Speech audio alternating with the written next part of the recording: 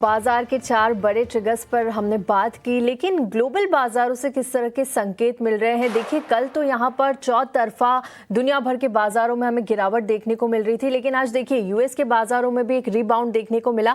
वहीं एशियाई बाजारों की बात करें तो जहां हमने देखा था कल कोस्पी में लोअर सर्किट्स लगते हुए नजर आए थे, लेकिन वहां से रिबाउंड हुआ।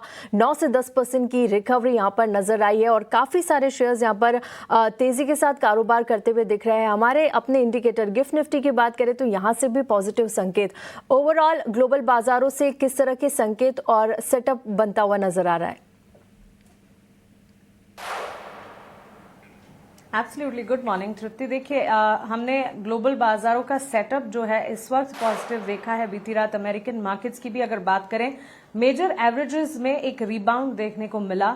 यूएस ईरान फेयर्स जो हैं वो ईज आउट होते हुए नजर आ रहे हैं। हाँ, कंटिजेंट सिनेरियोज अब भी बरकरार है, बावजूद इसके सेंटिमेंट्स जो हैं पॉजिटिव फिलहाल देखने को मिल रहे हैं। और इस वक्त for a change technology shares हैं जहां से मेजर न्यूज फ्लोज आते हुए दिखे हैं। अमूमन हम देखते हैं कि टेक शेयर्स काफी हद तक वॉलिटिलिटी और गिरावट झेलते हैं, लेकिन मेगा कैप टेक शेयरों की तेजी से वॉल स्ट्रीट में बीती रात हमने मजबूती देखी है। डाउ, नैस्डैक, एसएनपी, नैस्डैक और डाउ तो करीब करीब 300 अंकों की बढ़त दिखा रहे थे। एसएनपी 500 में भी मजबूती की चाल ही हमने देखी।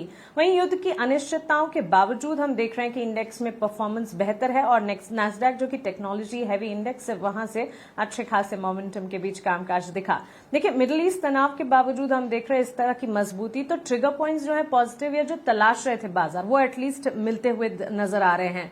तनाव के माहौल में भी मजबूत ग्रोथ वाली जो टेक कंपनियां, उन पर फोकस रखना है। इंटरेस्टिंग होगा आज देखना कि डोमेस्टिक आईटी कंपनियों में आज किस तरह का प्रदर्शन होता है। बाजार के उतार चढ़ाव हम देख रहे हैं। एआई और क्लाउड से जुड़ी बड़ी टेक कंपनियों में निवेश जारी है।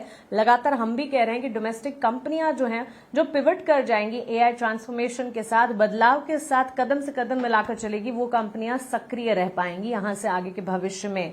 निवेशकों के लिए टेक सेक्टर सुरक्षित और मजबूत ग्रोथ का विकल्प है, ये कहना है एक्सपर्ट्स का। लंबी अवधि के लिए कन्विक्शन यहां पर बरकरार है। वहीं युद्ध और क्रूड में उछाल से बाजार में अभी भी उतार चढ़ाव बना रहेगा। एक्सपर्ट्स जब हमसे जुड़ेंगे उनसे हम समझेंगे। लगातार हिदायत एडवाइस यही मिल रही है, कॉशन प्रैक्टिस करें, एहतियात बरतें, क्योंकि हाँ ये है कि कच्चे तेल की चाल अभी भी हम देख रहे हैं उबाल कायम है और इससे काफी हद तक इम्पैक्ट पड़ता दिखता है।